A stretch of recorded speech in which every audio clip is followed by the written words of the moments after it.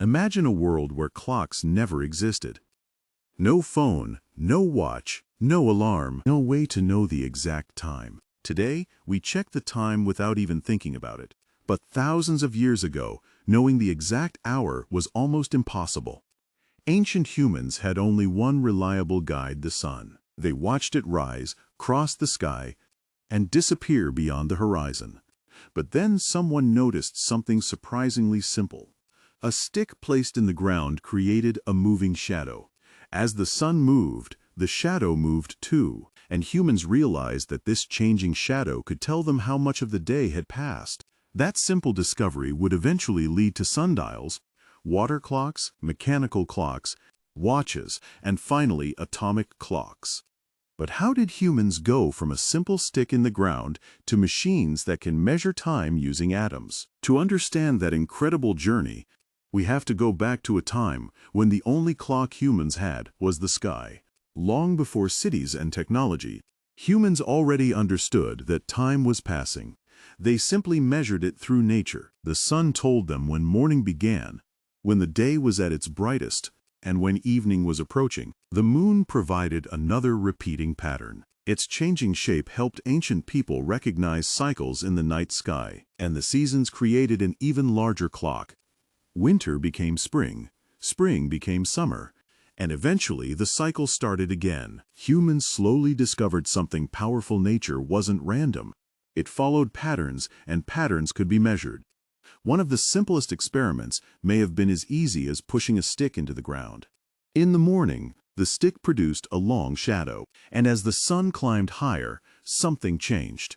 By midday, the shadow had become much shorter.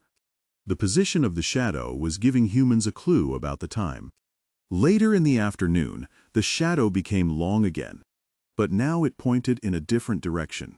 By marking these positions, people could turn the movement of a shadow into a rough measurement of the day. Civilizations such as the Egyptians and Greeks developed increasingly sophisticated forms of sundials and shadow-based timekeeping. But there was one obvious problem.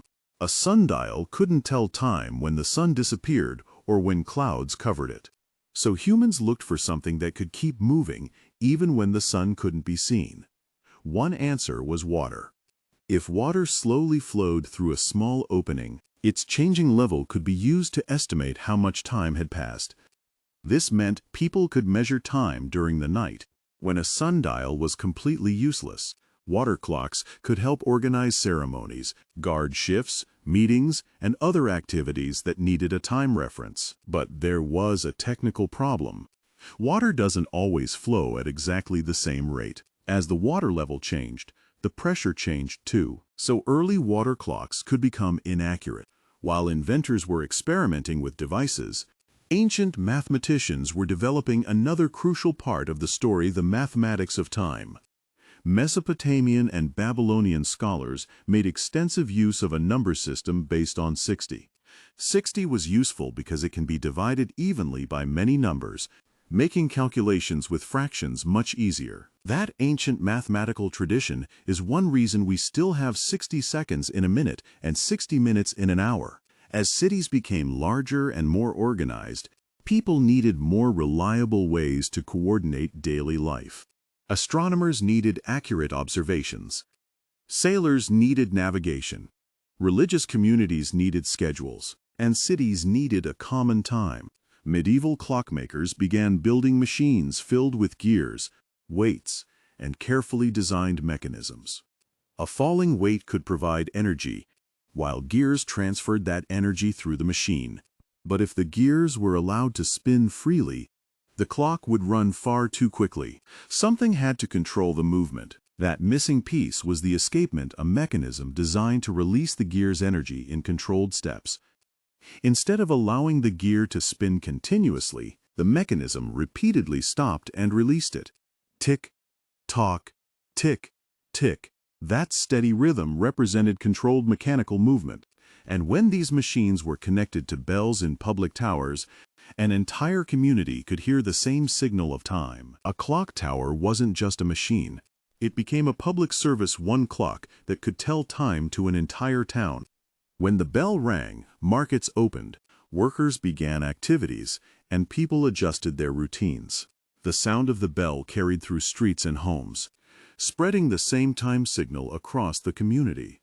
Time was slowly changing from something natural that people estimated into something standardized that everyone could follow. Then clockmakers faced a new challenge.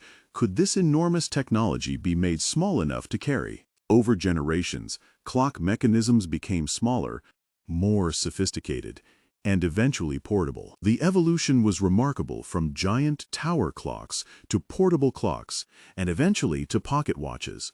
Now people didn't have to point toward the sun to arrange a meeting. They could simply say, "Meet me at 3. Then the Industrial Revolution transformed the meaning of time. Factories brought hundreds or thousands of people together, and everyone had to follow the same schedule. Railways made precise time even more important. A train couldn't simply leave when the sun looked right.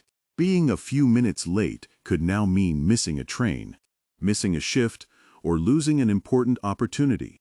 Time had become something that divided everyday life into precise blocks: work, meals, travel, rest, and sleep.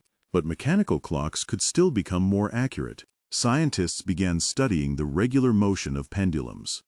A pendulum swings back and forth in a remarkably consistent rhythm under the right conditions. In the 17th century, Christian Huygens applied the pendulum principle to clockmaking. The result was a major improvement in accuracy. The simple swing of a pendulum gave the mechanical clock a much more reliable heartbeat. Then accurate clocks became critical for one of the biggest problems in navigation: figuring out exactly where a ship was. If sailors knew the time at a reference location and compared it with local solar time, they could use the difference to determine longitude. Clockmaker John Harrison spent decades developing extremely accurate marine timekeepers designed to survive the difficult conditions at sea. Accurate time was no longer simply about knowing the hour. It could help sailors determine their position on the planet. Then clockmaking entered the electronic age. Engineers found a new way to measure time using quartz crystals. When electricity is applied to quartz, the crystal vibrates at a very stable frequency.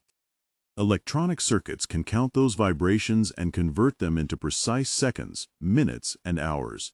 That made accurate clocks smaller, cheaper, and incredibly common, from wristwatches to household clocks. But humans still wanted something even more precise. And this time, they looked inside the atom. Atomic clocks use extremely stable frequencies associated with the behavior of atoms. Instead of counting the swings of a pendulum or the vibrations of a quartz crystal, they count incredibly precise atomic transitions. And that precision supports technologies we use every day, including satellite navigation, telecommunications, and scientific systems. Look at the journey: a stick and a shadow, a sundial, a water clock, gears, a pendulum, a marine chronometer, quartz, and finally atoms.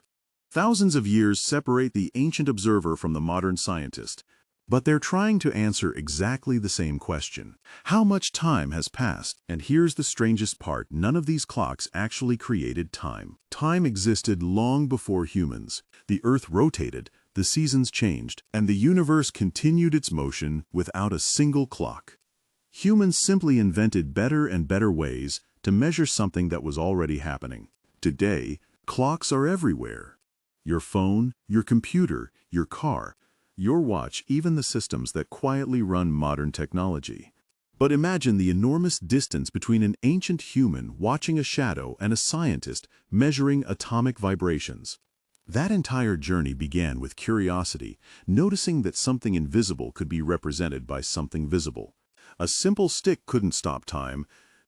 It couldn't create time. It could only reveal the passage of time through its moving shadow.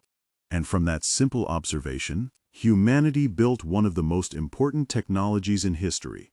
We didn't invent time, we invented the ability to measure it. And once humans learned to measure every second became valuable.